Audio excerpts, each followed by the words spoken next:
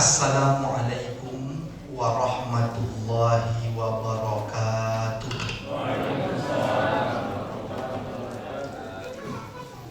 Alhamdulillah, wassalatu wassalamu ala rasulillah, Nabiyyina Muhammad ibn Abdillah wa ala alihi wa sahbihi wa mawalah. La hawla wa la quwwata illa billah, amma ba'du. Qala Allah Ta'ala, a'udzu billahi minasy syaithanir rajim. Bismillahirrahmanirrahim. Ya ayyuhalladzina amanu kutiba 'alaikumus syiyam kama kutiba 'alal ladzina min qablikum la'allakum tattaqun. Wa qala an-nabiy sallallahu alaihi wasallam, ittaqillaha haitsu ma kunta wa atbi'is sayyi'atal hasanata tamhuha wa khaliqin nas bi khuluqin hasan. Yang sangat saya hormati Ketua Pimpinan Daerah Muhammadiyah Pamekasan dan jajaran pengurus pimpinan, begitu pula Ketua Pimpinan Cabang Muhammadiyah dan jajaran pimpinan cabang lainnya, seluruh pengurus Ortom yang hadir, semua Bapak Ibu sekalian, semoga kita semua senantiasa mendapatkan rahmat, keberkahan, ridha dari Allah Subhanahu wa Ta'ala. Amin amin ya rabbal alamin. Alhamdulillah, malam hari ini bisa Pamekasan. Insyaallah besok pagi saya akan menuju kampung halaman Pulau Kangean, ikut kapal di pagi hari insyaallah. Mudah-mudahan semua urusan Bapak Ibu sekalian, apapun itu, Allah Subhanahu wa Ta'ala. Amin amin ya rabbal alamin. Biasanya Pak, kalau saya di Surabaya sering guyonan sama jamaah, kan ditanya asli mana, saya sampaikan asli Pulau Kangean. Mana itu Ustaz? Itu Bu, saya bilang dari Sumeneb nyebrang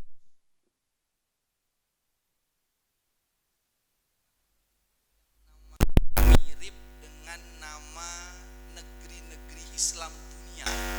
Mana itu Ustaz?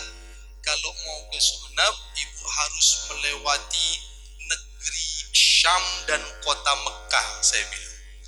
Apa negeri Syamnya? Syampang Pak, adalah. Kota Mekahnya Mekasen katanya. Alhamdulillah. Maka sampai di sini. Maka mudah-mudahan pertemuan ini pertemuan yang diridhai oleh Allah Subhanahu wa Ta'ala. Sebelum kita masuk ke tema kita, Bapak Ibu sekalian, tadi disampaikan oleh Ketua Pimpinan Cabang Muhammadiyah bahwa kita berharap malam ini adalah malam Lailatul Qadar insyaallah, sehingga banyak keberkahan pahala yang didapat oleh kita di sisi Allah Subhanahu wa Ta'ala. Memang di akhir-akhir Ramadan ini, Bapak Ibu sekalian, sebagaimana kita tahu kalau Rasulullah sallallahu alaihi wasallam meningkatkan amal ibadahnya luar biasa. Kana Nabi sallallahu alaihi wasallam yajtahidu fi ashril awakhir min Ramadan ma la yajtahidu fi ghairihi. Nabi itu bersungguh-sungguh di akhir-akhir Ramadannya, 10 terakhir Ramadan, melebihi kesungguhan beliau di hari-hari sebelumnya. Jadi luar biasa semangat Rasulullah sallallahu alaihi wasallam. Kalau kita renungkan, kita tahu Bapak Ibu, Nabi itu adalah sosok manusia yang telah diampuni dosa-dosanya yang telah lalu dan yang akan datang.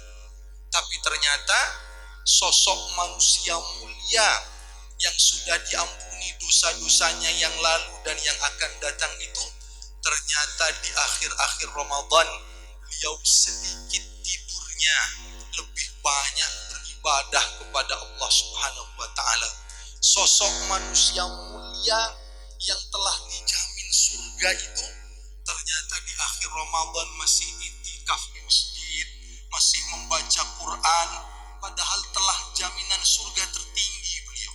Diampuni dosanya yang telah lalu dan yang akan datang, tapi beliau luar biasa di akhir-akhir Ramadan. Maka di mana posisi kita dibanding Rasulullah Muhammad sallallahu alaihi wasallam? Kitalah yang lebih butuh ampunan Allah itu.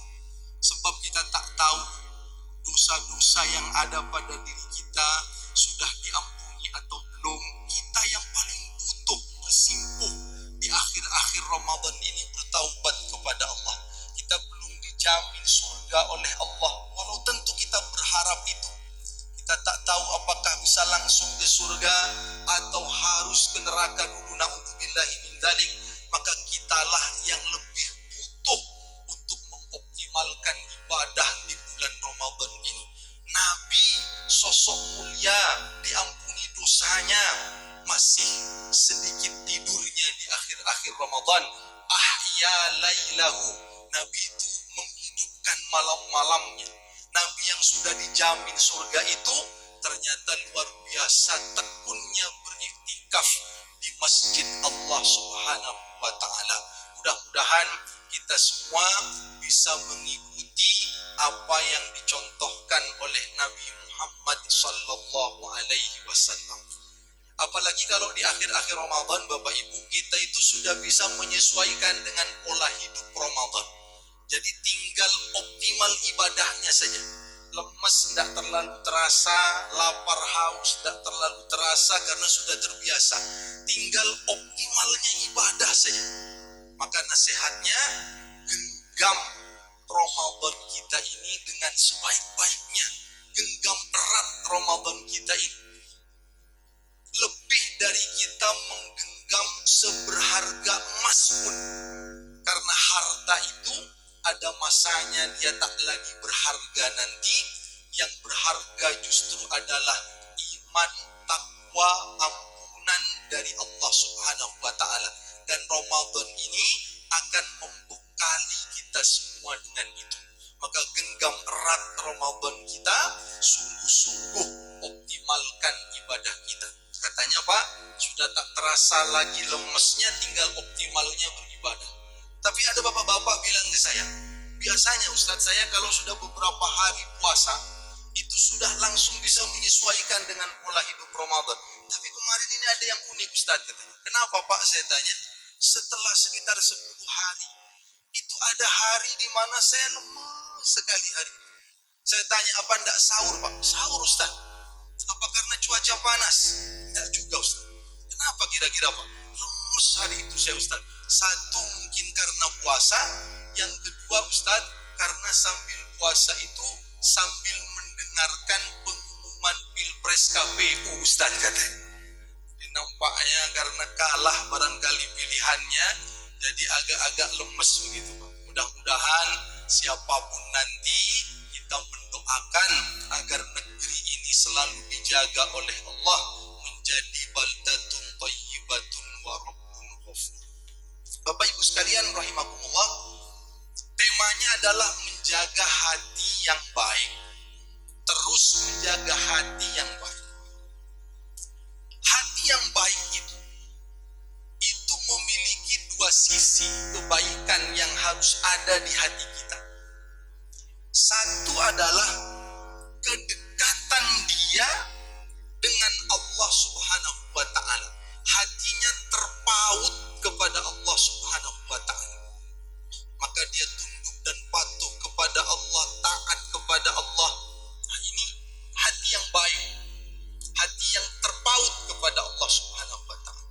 Yang kedua adalah hati yang bersih dari dendam, emosi, amarah, konflik kepada sesama. Itulah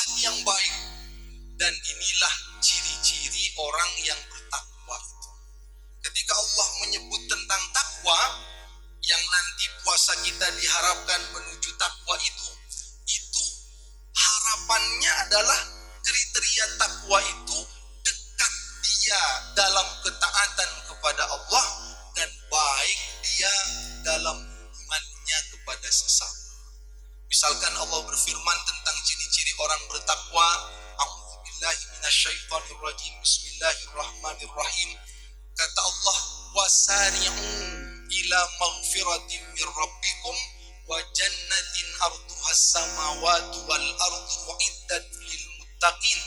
Bersegeralah menuju ampunan Allah dan surga yang luasnya seluas langit dan bumi disiapkan bagi orang yang bertakwa. Siapa orang bertakwa itu? Lihat, alladzina yunfiquna fis sarra'i wad dharra wal kaziminal ghaidha wal afina 'anil nas. Orang bertakwa itu yang berinfak di saat lapang dan sempit, yang mampu menahan amarahnya dan memaafkan kesalahan manusia. Wallahu yuhibbul muhsinin. Allah mencintai orang-orang yang berbuat kebaikan. Lalu sisi yang keduanya, walladzina idza fa'alu fahishatan aw zalamu anfusahum zakarullah fastaghfaru lidzunubihim. Kalau dia berbuat yang tidak baik, maka dia ingat kepada Allah, hatinya ingat kepada Allah, lalu dia memohon ampun kepada Allah Subhanahu wa taala. Dalam ayat ini yang didahulukan adalah kebaikan sesamanya, baru disebut tentang ingatnya dia kepada Allah. Tapi dalam ayat yang lain kadang dibalik. Ini menunjukkan dua hal itu sama-sama pentingnya. Misalkan dalam awal Al-Baqarah ketika Allah berfirman, "Dzalikal kitabu la raiba fihi hudal lil muttaqin." Itulah kitab Al-Qur'an, petunjuk bagi orang-orang bertakwa. Tidak ada keraguan di dalamnya, petunjuk bagi orang-orang yang bertakwa. Siapa orang bertakwa? Alladzina yu'minuna bil ghaib, yang didahulukan keimanannya kepada Allah. Orang bertakwa itu orang yang beriman kepada yang gaib, dekat dengan Allah Subhanahu wa taala. Lalu baru wa mimma razaqnahum yunfiqun wa yuqimunas shalah, dia mendirikan salat untuk Allah, wa mimma razaqnahum yunfiqun, dan dia menginfakkan sebagian rezeki yang diberikan kepadanya. Artinya berbuat baik kepada sesama. Maka hati yang baik itu adalah hati yang erat dengan Allah dan baik kepada sesama, tak berkonflik, tak punya dendam, amarah, tapi mampu memaafkan sesama. Ini hati yang baik. Ramadan ini, Bapak Ibu sekalian rahimahullah, mengajarkan kita, melatih kita dua-duanya. Sebulan penuh kita diajari dua-duanya agar punya hati yang baik, erat dengan Allah, hati yang baik dengan sesama.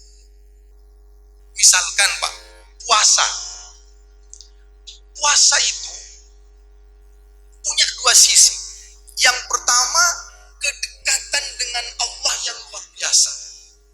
Puasa itu Bapak Ibu sekalian rahimahullah adalah satu-satunya ibadah dalam rukun Islam yang 5 yang kalau orang melaksanakannya, yang tahu secara pasti hanya dia dan Allah Subhanahu wa taala saja.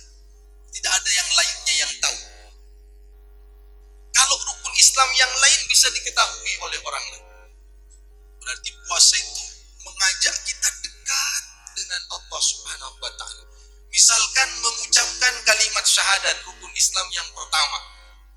Saat orang mengucapkan kalimat syahadat, maka bisa didengar oleh orang lain. Bahkan kalau pertama masuk Islam, biasanya Pak, disaksikan oleh banyak orang. Soal hatinya benar beriman atau tidak, memang urusan dia dengan Allah. Tapi minimal kalimat syahadat itu bisa didengar, bisa diketahui oleh orang kalau dia bersyahadat. Maka dalam satu peperangan, ketika ada orang kafir sudah terpojok, lalu dia bersyahadat. Kata sahabat, ini pura-pura ini. Lalu tetap dibunuh oleh sahabat dalam peperangan. Dilaporkan kepada Rasulullah Sallallahu Alaihi Wasallam setelahnya, Nabi marah dalam makna memberi ketegasan dalam masalah ini. Kenapa? Kata Nabi, tidakkah engkau belah dadanya agar engkau tahu apakah dia pura-pura atau benar? Apa maknanya? Sekali lagi, urusan hatinya memang urusan dia dengan Allah. Tapi kalimatnya itu sudah kita ketahui bahwa ucapan syahadatnya, dia mengucapkannya, dengan ucapan itulah kita menghukuminya sebagai orang beriman. Soal kebenaran imannya urusan dia dengan Allah. Artinya syahadat itu Pak bisa didengarkan, bisa diketahui oleh orang lain. Itu syahadat. Di Masjid Al-Falah itu Pak, kalau mau ada yang masuk Islam, nah ini juga perlu kita hati-hati Pak. Itu harus dicek dulu Pak. Dicek dulu asal usulnya bagaimana. Ada tim untuk mengecek, tidak langsung bersyahadat. Kenapa Pak? Karena ada kasus beberapa di Surabaya yang pura-pura mau mu'allaf. Setelah disyahadatkan masjidnya senang, ya, karena ini ada yang mau bersyahadat, masjidnya senang, lalu dia minta bantuan. Dia minta bantuan, diberilah oleh masjid karena senang. Ternyata ini modus saja Pak. Besoknya dia mau masuk Islam lagi di masjid yang lain lagi. Karena minta bantuan itu. Akhirnya antar masjid baru ketahuan. Ternyata kalau di Masjid Al-Falah di sana sering Pak, tapi dicek dulu betul-betul seperti apa asal muasalnya, backgroundnya. Tapi orang bersyahadat diketahui banyak orang. Kita ini Pak kadang-kadang kalau sudah bicara keislaman itu kadang lemah kewaspadaannya. Maka banyak orang tertipu dengan umroh yang bodong. Nah, itu perlu tetap dicek Pak. Walaupun kita semangat beragama, tapi kadang justru orang-orang tak bertanggung jawab memanfaatkan kesenangan kita beragama itu untuk menipu. Di Surabaya itu Pak pernah kasus besar, ada penipuan perumahan berkedok syariah, perumahan syariah. Banyak jemaah pengajian itu yang tertipu. Saya tanya, kenapa Bu Ibu tidak hati-hati? Ibu tidak ngecek legalitas dan sebagainya. Ya, karena syariahnya itu Ustaz. Karena embel-embelnya katanya tidak pakai riba, tanpa sita, tanpa BI checking, tanpa denda. Saya tanya, akhirnya gimana? Betul-betul terlaksana? Betul Ustaz, tanpa riba, tanpa denda, tanpa sita. Satu lagi Ustaz katanya apa? Tanpa dibangun sama sekali Ustaz katanya. Banyak orang tertipu itu Pak. Maka perlu kita berhati-hati itu Pak. Maka syahadat bisa didengar banyak orang. Apalagi Pak rukun Islam yang kedua, sholat, bisa diketahui oleh orang lain. Ini betapa nanti puasa itu mendekatkan kita dengan Allah. Orang sholat itu Pak gerakannya bisa diketahui oleh orang lain. Oh ini sedang sholat nih. Sholat tarawih apalagi berjamaah seperti ini. Di Surabaya itu Pak sering ada beberapa jamaah itu yang coba-coba masjid ini dulu. Ternyata imamnya lama katanya. Maka saling mengabari dengan temannya, jangan ke masjid itu lagi, kita coba nanti ke masjid yang lain. Lama itu di masjid itu imamnya katanya. Akhirnya Pak bersama teman-temannya pindah ke masjid lain. Apa yang terjadi Pak? Dia tidak mau di masjid yang pertama karena imamnya kalau imami lama, pindah ke masjid lain. Itu di sana aja enak itu katanya. Begitu pindah ke masjid lain, ternyata besoknya imam di masjid sebelumnya itu ngimami di masjid itu Pak ternyata. Jadwalnya pas pindah ke situ. Kata dia ya memang takdirnya sudah begini katanya. Maka dinikmati Pak insya Allah untuk orang ketika melaksanakan sholat bersama imamnya itu seperti sholat semalam suntuk kata Rasulullah SAW. Bisa diketahui orang sholat itu. Begitu pula zakat Pak. Zakat bisa diketahui minimal oleh orang yang menerima. Dia sedang mengeluarkan hartanya di jalan Allah. Bahkan kalau dia titipkan kepada amil, kepada panitia di masjid, dia harus sampaikan kalau ini zakat. Kenapa? Agar amil atau takmir panitia penyalurannya tidak salah. Karena zakat itu ada penyaluran kategori khususnya. Beda dengan infak dan sedekah. Bisa diketahui. Begitu pula haji Pak. Haji diketahui. Tawafnya, sa'inya, orang tahu dia sedang melaksanakan ibadah haji. Saya pernah Pak membimbing umroh. Itu ada jamaah itu Pak sudah agak sepuh mengatakan, Ustaz saya senang bisa umroh ini. Saya lama sekali Ustaz sudah daftar haji tapi tak dipanggil-panggil. Akhirnya saya umroh. Alhamdulillah Pak saya bilang. Ustaz katanya ketika mau pulang, tadi kan Ustaz ceramah waktu di sana bahwa umroh itu nilainya sama dengan haji kecil istilah. Kalau begitu Ustaz katanya apa boleh sepulang dari sini karena haji saya masih lama di depan nama saya, mulai saya tulis hati teh Ustaz katanya. Karena toh umroh itu kan sudah haji kecil Ustaz. Saya bilang kepada beliau, saya lihat Pak beliau ini semangat, saya bilang boleh Pak, saya bilang pulang dari sini Bapak sudah umroh alhamdulillah, tulis di depan nama Bapak haji teh, sudah boleh. Cuman karena umroh itu haji kecil, maka hanya hak kecil juga di depan itu Ustaz. Jangan hak besar kata saya. Kata beliaunya ndak umum itu Ustaz katanya. Bukan karena kita ingin gelarnya, tapi karena kita ingin keridhaan Allah Subhanahu wa taala. Lihat Pak, rukun Islam yang 5 itu bisa diketahui oleh orang ketika orang melaksanakannya. Tapi ibadah puasa yang kita laksanakan dari subuh sampai maghrib, tak ada yang tahu secara pasti. Orang benar-benar puasa atau tidak itu tak ada yang tahu. Bisa jadi di hadapan orang dia puasa nampaknya, tapi di belakang dia berbuka. Karena waktunya panjang, dari mulai subuh sampai maghrib. Tak ada yang tahu kecuali hanya dia dan Allah Subhanahu wa ta'ala. Apa bisa Pak diketahui orang puasa atau tidak? Apa dari lemes tidaknya? Tak bisa. Ada orang pura-pura lemes ini Pak, padahal sudah, kata orang Jawa mungkin kelembukan, minum sudah banyak dari tadi, makan sudah banyak. Orang tak bisa. Apa bisa dilihat dari gemuk tidaknya? Tak bisa. Kalau Bapak katakan bisa Ustaz, kalau gemuk itu pasti tidak puasa itu, saya tersinggung nanti kalau dibilang begitu. Jadi tidak ada yang tahu, hanya dia dan Allah Subhanahu wa ta'ala. Maka Pak, puasa itu membersihkan hatinya dari sifat-sifat kemunafikan. Orang munafik itu ciri-cirinya, kalau banyak orang dia cenderung taat, tapi kalau sendirian dia malah ingin bermaksiat. Maka puasa mengajarkan bahwa engkau bukan orang munafik itu. Kau bersihkan sifat-sifat kemunafikan dari dirimu. Ya Allah, meskipun ada orang, tak ada orang, ada yang tahu, tak ada yang tahu, tapi saya tetap puasa karenamu.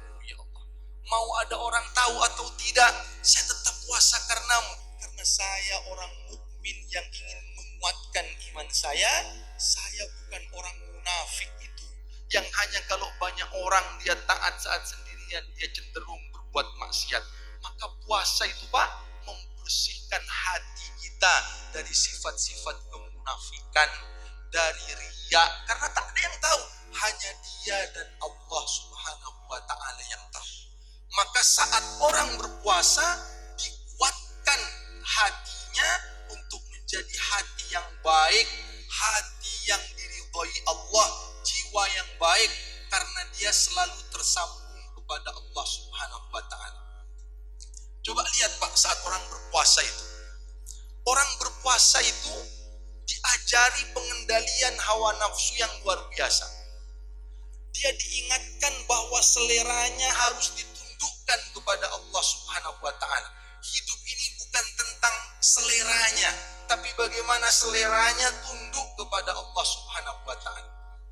Orang Pak, saat sahur itu cenderung tidak selera untuk makan.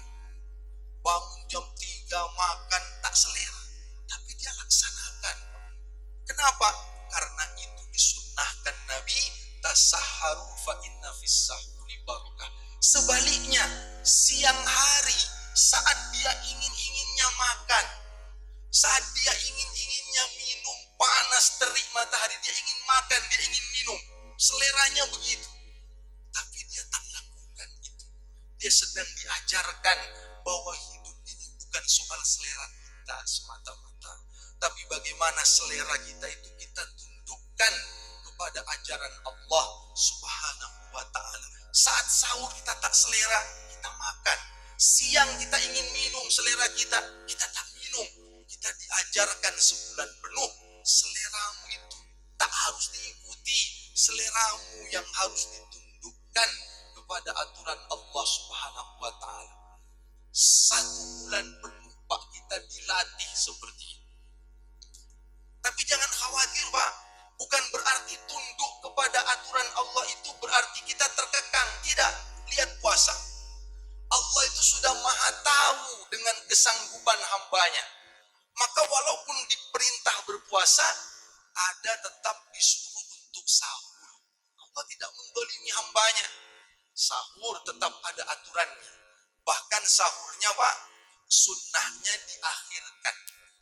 Berapa Pak ukuran selesai sahurnya Nabi dengan adzan subuh? Dalam hadis disebutkan qadru khamsina ayah, seukuran orang membaca 50 ayat Al-Quran antara selesainya Nabi sahur dengan adzan subuh.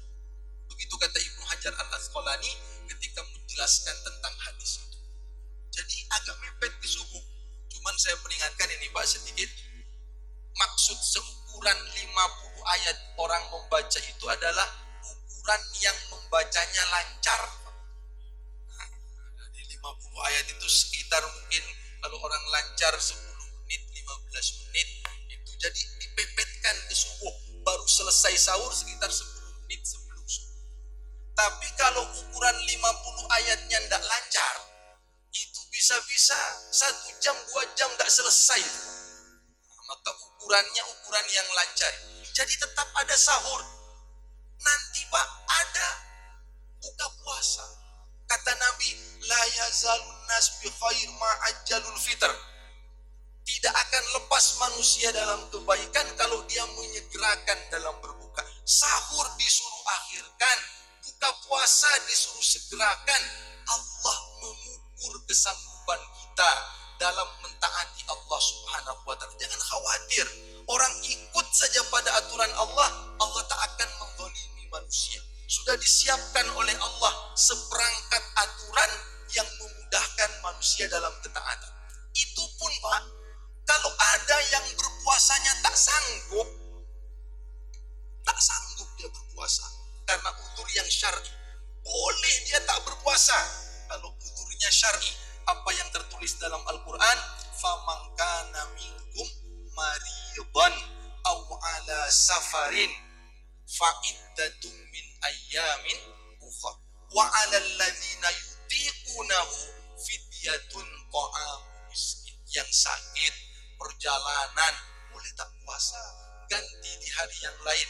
Kalau dia berat karena kondisinya mungkin sudah sepuh, lanjut usia, sepuh dia tak kuat, maka cukup dia membayar fidyah. Lihat, mentaati Allah itu tidak akan menzalimi kita. Allah sudah mengukur, ada sahur, ada buka, silakan kau puasa. Itu pun kalau tak bisa karena sakit atau perjalanan, boleh tak puasa, ganti di hari yang lain. Kalau karena lanjut usia atau sakit yang menahun, tak usah puasa seterusnya, cukup membayar fidyah. Ikut aturan Allah, tundukkan selera kita kepada aturan Allah. Allah sudah mengatur yang maslahat untuk kita, tidak mungkin menzalimi hamba-hambanya. Maka berdagang begitu Pak, bekerja begitu, tunduk pada aturan Allah. Allah sudah maha tahu, tetap Allah akan beri rezeki yang cukup, Allah akan beri rezeki yang halal. Yang penting ikut dulu pada aturan Allah Subhanahu wa ta'ala. Maka kita diajarkan di Ramadan ini, hati kita ditundukkan kepada Allah Subhanahu wa ta'ala. Maka puasa tadi Pak, ada sahurnya, ada bukanya. Ada ibu-ibu mengatakan ke saya, ya Ustaz, katanya, saya semakin terasa betul enaknya itu Ustaz kalau sudah 10 terakhir. Kenapa? Karena saya bisa tidak terlalu capek masak di rumah Ustaz. Sebab suami dan anak-anak saya titipkan iktikaf di Masjid Hikmah saja katanya. Untuk sahur, bukanya sudah wis ikut masjid sajalah. Bahkan kalau di Surabaya Pak, ada ibu bilang, pokoknya 10 terakhir itu Ustaz semua ikut masjid. Saya sampai di rumah itu selain puasa Ramadan juga poso pati geni katanya. Saya tanya maksudnya apa Bu poso pati geni itu? Ternyata maksudnya Pak, poso pati geni itu geni atau api di rumahnya mati, sudah tidak pernah masak lagi dia. Sudah ikut masjid 100%. Maka namanya poso pati geni itu. Jadi Islam itu Pak tidak mengekang kita. Semua ada aturannya. Yang penting tunduk dulu pada Allah. Tetap Allah atur, ada sahur, ada buka, yang tak mampu begini. Yang penting ikuti dulu. Selera kita itu tundukkan dulu pada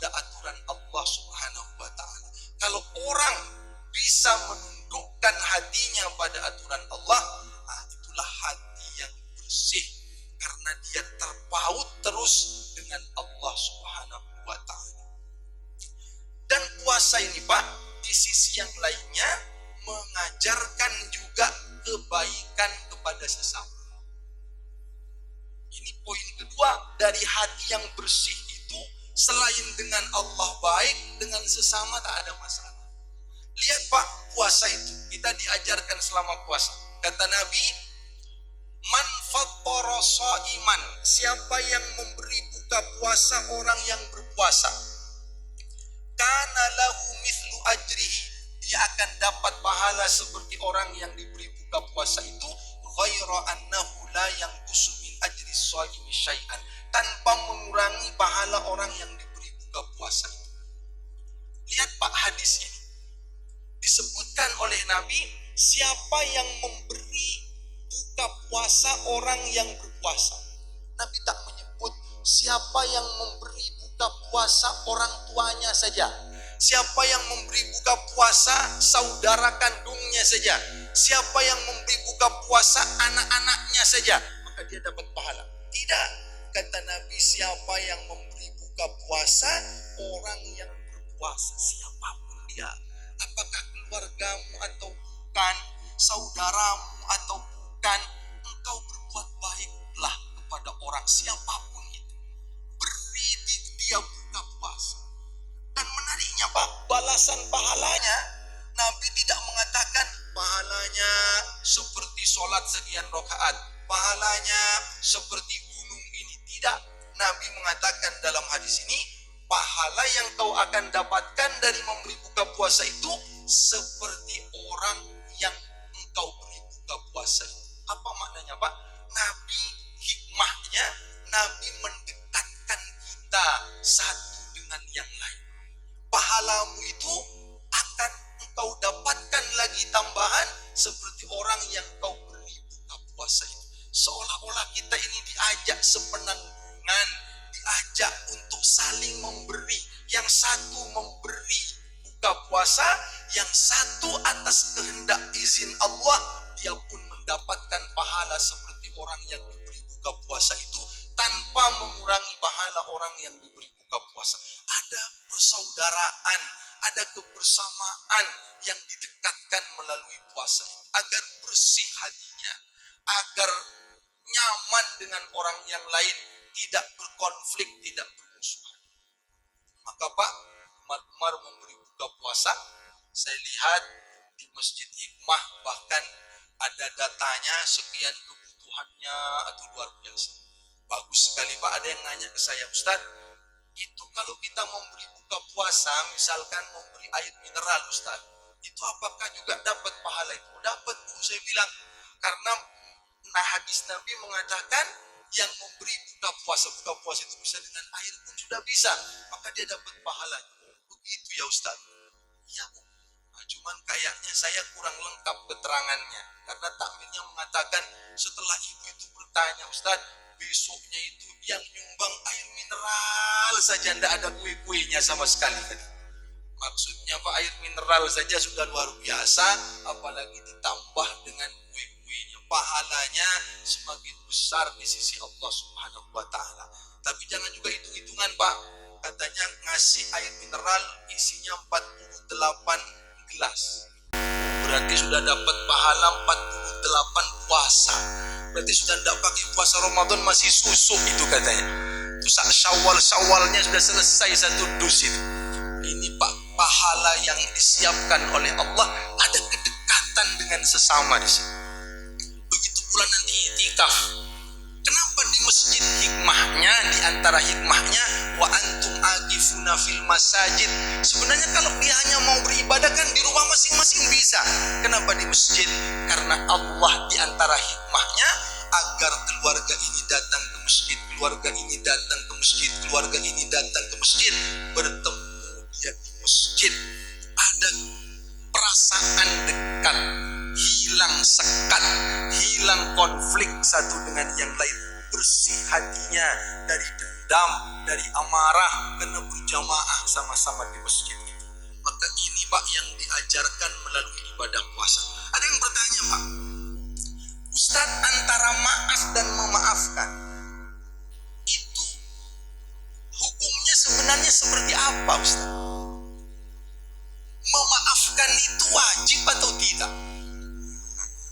Saya sampaikan, Pak, kalau meminta maaf atas kesalahan kita itu harus.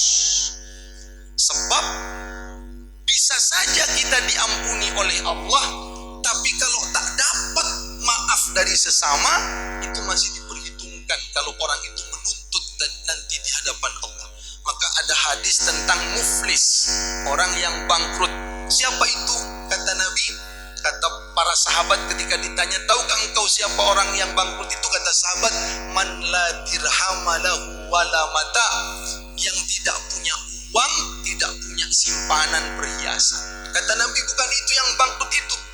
Orang yang bangkrut itu adalah siapa yang ya'ti yaumal qiyamah bi sholatin wa siyamin wa zakatin. Dia datang menghadap Allah dengan pahala puasa, dengan pahala sholat, dengan pahala zakat, banyak pahalanya. Tapi wa ya'ti qad syatama hadza wa qadhafa hadza wa daraba hadza wa safaka dama hadza wa akala mala hadza, atau kama qala Nabi sallallahu alaihi wasallam. Datang menghadap Allah menuntut orang yang pernah dihinanya, orang yang pernah dituduhnya, orang yang pernah diambil hartanya dengan cara yang tidak halal, orang yang pernah disakitinya, datang menghadap Allah. Maka fayuqa hadza min hasanatihi wa hadza min hasanatihi, maka pahala orang tadi yang banyak dibagi-bagi kepada yang menuntut itu.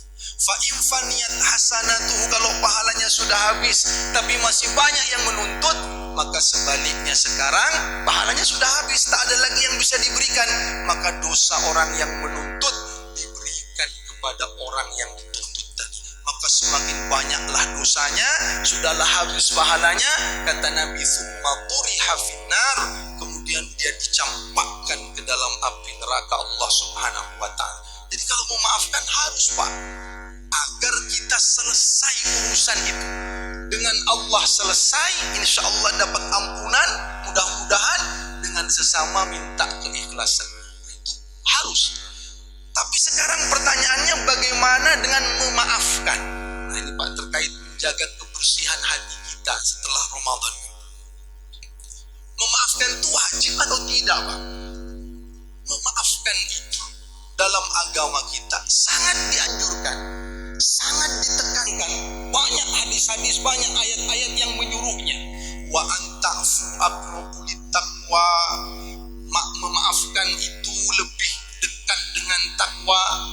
Wal ya'fu wal yasfahu, memaafkanlah engkau dan lapangkan dadamu, lapangkan hatimu. Banyak perintahnya, ditekankan, dianjurkan. Tapi ternyata memaafkan itu memang tidak wajib, Pak. Orang itu diberi opsi dalam agama untuk memaafkan atau tidak, walaupun penekanannya dianjurkan memaafkan. Maafkan. Wal afina anin nas. Tapi dalam agama Islam juga menghargai hak orang lain.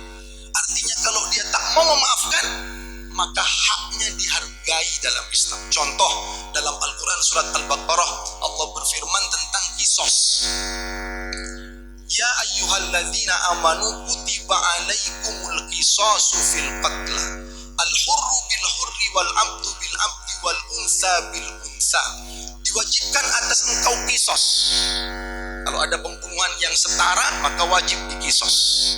Tapi kata Allah, bisa tidak dikisos itu kalau faman ufiya lahu min akhihi syai'un fattiba'un bil ma'ruf wa ada'un ilaihi bi ihsan.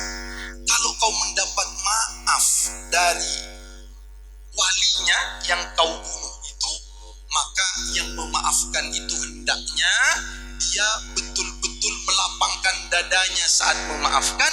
Yang dimaafkan hendaknya dia memberi tebusan, memberi sejumlah uang tebusan karena dia sudah dimaafkan oleh keluarganya. Apa makna ayat ini, Pak?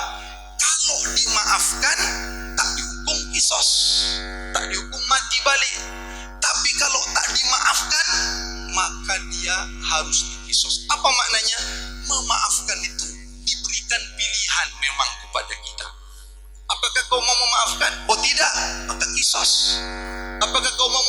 saya maafkan. Oke, kalau sudah memaafkan, maka diminta yang dimaafkan memberikan tebusan. Apa maknanya Pak kalau begitu? Memaafkan itu tidak wajib memang dalam agama, tapi sangat ditekankan.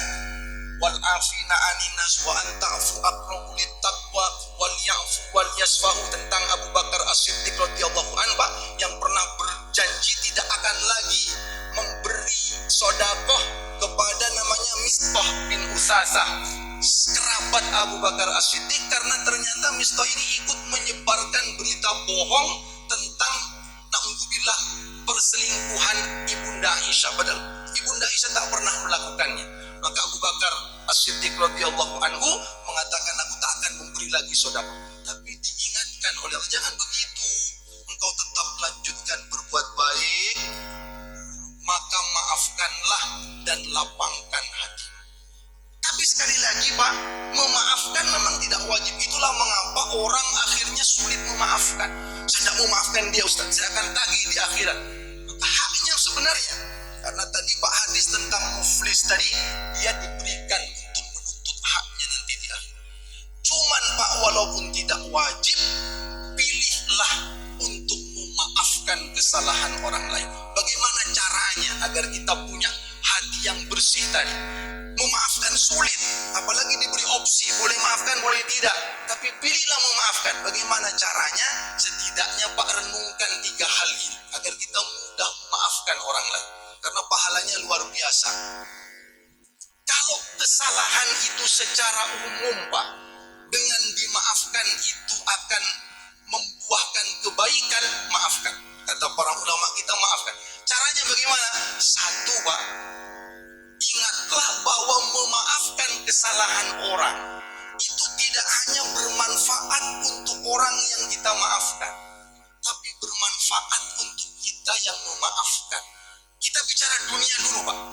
Ada penelitian di Amerika Serikat, ternyata di antara yang membuat orang potensi hidupnya lebih lama, usianya panjang, itu dia punya relasi hubungan yang baik dengan sesama. Orang itu Pak, kalau tidak memaafkan, dia simpan rasa sakit hatinya yang justru buruk bagi dia sendiri. Kesehatannya bisa terganggu, jantungnya bisa berdetak lebih cepat ketika bertemu orang yang dia tidak maafkan itu. Tensi darahnya bisa naik. Jadi kalau kita tak memaafkan, itu justru merugikan bagi diri kita secara fisik, secara kesehatan. Jadi pilihlah memaafkan. Walaupun tadi kita dipilihkan, ini justru demi kebaikan kesehatan tubuh kita, kestabilan jiwa kita, kestabilan emosi kita, sehingga tenang, dia nyaman, tidak galau, tidak kalut. Maafkan. Karena maafkan itu tidak hanya bermanfaat untuk yang diberi maaf, tapi untuk kita agar lebih sehat lahir batin kita. Maka Pak, katanya orang itu kalau berkonflik itu tak ada untungnya sebenarnya bagi dia. Walaupun dia mungkin yang merasa sakit hatinya, maafkan saja. Ada Pak, konflik itu dalam keluarga apalagi Pak, tidak ada untungnya sama sekali. Suami istri berkonflik ketika Ramadan, apa yang terjadi? Tak saling sapa Pak. Suaminya mulai mikir, ini gimana nanti malam yang membangunkan sahur, karena saya tidak saling sapa dengan istri. Bingung dia Pak, kalau tidak dibangunkan gimana sahur saya? Tapi suami ini tidak hilang akal Pak. Dia punya ide, ditulis di kertas, biar tidak nyapa ke istri, ditulis di kertas. Dek, bangunkan nanti malam aku sahur. Ditaruh di meja rias istrinya di kamar mereka. Ternyata Pak, sampai subuh tidak dibangunkan sama istri. Marahlah subuh. Dek, walaupun kita marahan, kalau sahur bangunkanlah. Ini kan untuk puasa kita. Kalau saya tidak kuat puasa nanti gimana? Apa kata istrinya? Sudah tak bangunkan Mas, tadi malam sampean sebenarnya. Tidak kerasa mana dibangunkan. Kalau tidak percaya Mas, coba lihat itu. Ternyata istrinya membangunkan dengan menulis juga di kertas ternyata Pak. Mas, katanya bangun waktunya sahur. Ya tidak akan bangun Pak. Jadi merugikan konflik itu bagi kita. Maka walaupun Bapak punya opsi, ini kan hak saya bisa maafkan, saya bisa tidak, ya dihargai dalam agama. Tapi kalau Bapak maafkan kesalahannya, maka dengan memaafkan itu kebaikan kesehatan fisik kita, nyaman hati kita, tensi darah kita lebih nyaman, secara psikologi lebih nyaman. Maka maaf itu yang pertama Pak, singkat saja. Yang kedua apa Pak? Manfaatnya kenapa kita harus memilih memaafkan saja? Kalau di situ ada kebaikan-kebaikan yang banyak. Yang kedua Pak, mungkin kita sulit melupakan kesalahannya. Ada orang ibu-ibu mengatakan ke saya tidak bisa Ustaz melupakan. Makin saya lupakan, ada teori memang dalam psikologi Pak, makin dilupakan kalau itu menyakitkan, itu makin ingat Pak. Maka dia tak bisa melupakan kesalahan. Maka saya katakan Pak, poin yang kedua ini agar kita mudah memaafkan adalah, kalau kita tak bisa melupakan, jangan lupakan. Karena memang semakin kita melupakan, berusaha semakin ingat dan semakin sakit. Itu namanya trauma. Maka kalau tak bisa melupakan, jangan dilupakan. Caranya bagaimana? Justru balut sakit hati atau kezaliman dia dengan saya itu, balut dengan maaf kita kepada dia. Tak mungkin bisa melupakan, tidak ada masalah. Balut dengan maaf itu. Ungguli dia dengan maaf kita. Oke, dia salah, dia menyakiti saya, maka saya akan mengungguli dia dalam poin ini dengan saya memaafkan dia. Saya ungguli dia. Bukankah kita diajak, diperintah oleh Allah fastabiqul khairat, berlomba-lomba dalam kebaikan. Poinnya dalam masalah ini Pak, ayat Allah berbunyi idfa billati hiya ahsan, balas dengan yang lebih baik. Jadi jangan lupakan kesalahannya. Kalau memang sulit Ustaz, saya malah kalau saya lupakan malah ingat terus dia menipu saya, dia pernah mengkhianati saya, ingat terus.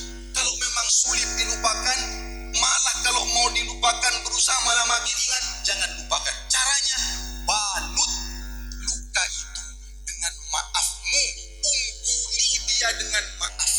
Oke, dia salah, saya akan ungguli dia dengan maaf saya. Maka orang seperti ini Pak, bukan kalah, tapi dia justru unggul di sisi Allah karena dia tahu lukanya, tapi dia memilih mengunggulinya dengan memaafkan. Dia memilih mengunggulinya dengan idfa billati hiya ahsan. Sebagaimana Abu Bakar As-Siddiq radhiyallahu anhu. Oh, ternyata dia yang menyebarkan berita dusta tentang anak saya. Lalu Abu Bakar As-Siddiq radhiyallahu anhu justru membalut itu, mengungguli orang ini dengan cara memaafkannya, maka naik derajatnya. Oke, saya ingat lukanya, saya ingat sakit hatinya, tapi saya ungguli dia dengan maaf saya. Saya akan berikan yang lebih baik, idfa billati hiya ahsan. Saya tak kalah, justru saya ingat, tapi saya balut dengan maaf dari saya kepada dia. Maka dalam hal ini Bapak lebih unggul dari dia dalam fastabiqul khairatnya, berlomba-lomba dalam kebaikannya. Maka orang pilih memaafkan kesalahan orang lain. Jangan bawa sakit hati yang luar biasa terus-menerus itu. Maka Pak, kalau Bapak Ibu ada masalah, Ramadan ini lebur. Karena Ramadan ini justru kata Allah, kunna libasun lakum wa antum libasun lahun. Dia pakaian bagimu, kau pakaian baginya. Harmoniskan hubungan rumah tangga. Ada Pak istri Pak, tidak mau nyapa suaminya, marah. Suaminya berusaha nyapa, tidak mau nyapa. Apa yang dilakukan suaminya Pak?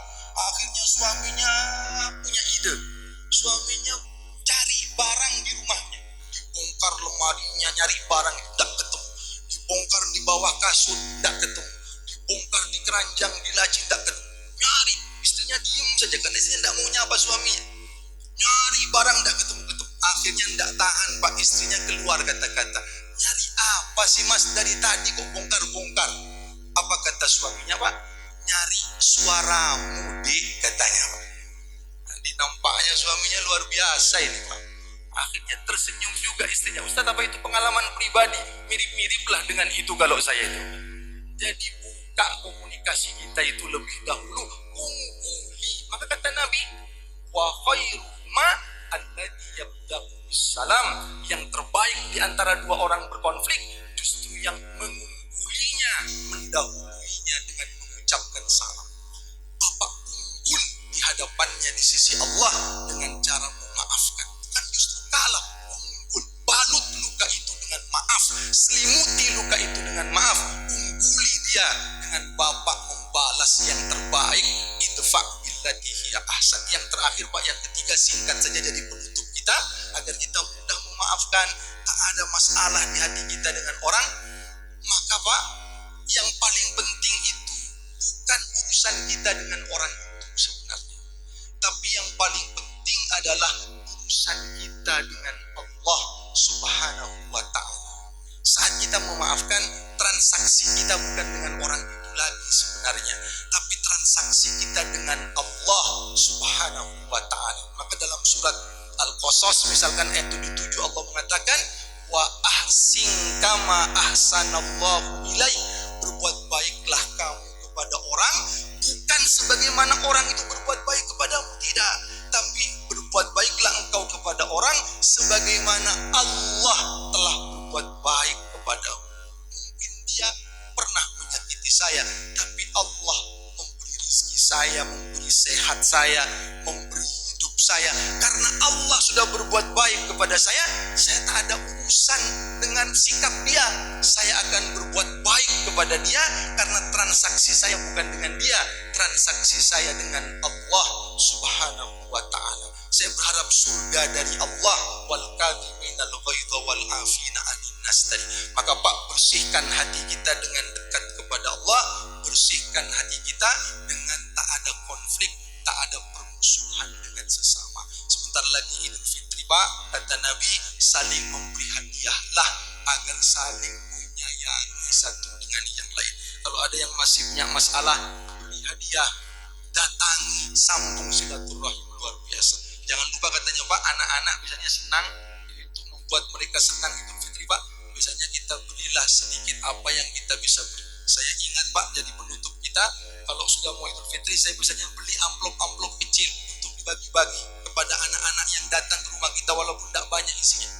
Tapi saya kaget Pak, waktu saya mau beli amplop itu, ternyata ada anak kecil, kira-kira usia kelas 1 mungkin, SD atau TK, juga beli amplop kecil itu Pak di minimarket. Saya heran, loh, adik beli amplop kecil ini juga? Iya Pak, katanya. Buat apa adik? Saya bilang. Saya tanya, buat dibagi-bagi Pak, nanti kalau Idul Fitri. Dalam hati saya itu luar biasa Pak, anak kecil mau berbagi. Diisi berapa-berapa dik? Saya tanya. Tidak diisi Pak, katanya. Saya heran itu Pak. Nah, terus gimana? Ya diberi kosongan ke siapa? Dikasihkan ke budi, ke pak le, ke bule, ke kakek, ke nenek, katanya. Justru biar mereka yang ngisi Pak, katanya. Karena kalau tidak begitu kan suka lupa itu bapak ibu nenek kakek itu, katanya. Maka jangan lupa nanti Pak, mudah-mudahan ini bisa mendekatkan satu dengan yang lain, membangun kebaikan. Bersih hati kita dekat dengan Allah, bersih hati kita karena baik dengan sesama kita.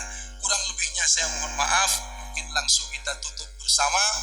Akhirul kalam, wabillahi taufiq wal hidayah. Wassalamualaikum warahmatullahi wabarakatuh. Bismillahirrahmanirrahim. Alhamdulillahirabbil alamin. Allahumma shalli wa sallim ala nabiyyina Muhammad wa ala alihi wa sahbihi ajma'in. Allahumma inna nas'aluka al-huda wat-tuqa wal-afafa wal-ghina. Allahumma barik lana fi umurina wa umrina wa ahlina wa mashyina wa zurriyatina. Allahumma ij'alna min ahli al-khair wa min ahli at-taqwa wa min ibadika as-salihin. Allahumma inna nas'aluka ilman nafi'an wa rizqan thayyiban wa amalan mutaqabbalan. Rabbana hab lana min azwajina wa dhurriyyatina qurrata a'yun waj'alna lil muttaqina imama. Rabbana atina fid dunya hasanah wa fil akhirati hasanah wa qina adzabannar. Subhana rabbika rabbil izzati amma yasifun. Salamun alal mursalin walhamdulillahi rabbil alamin. Terima kasih, dan saya terakhir ingin mengucapkan terima kasih pada seluruh panitia yang telah menghadirkan acara pada malam hari ini, kepada para pendukung dari Bumi Group, Suaramu.net, kemudian MTTV yang online saat ini, kemudian dari PLN di Jalan Jogotuli. Terima kasih semua yang hadir, mudah-mudahan dapat barokah dari Allah, dan malam ini benar-benar terjadi Lailatul Qadar sehingga kita punya 1000 kebaikan yang luar biasa. Saya akhiri, wabillahi taufiq wal hidayah. Assalamualaikum warahmatullahi wabarakatuh.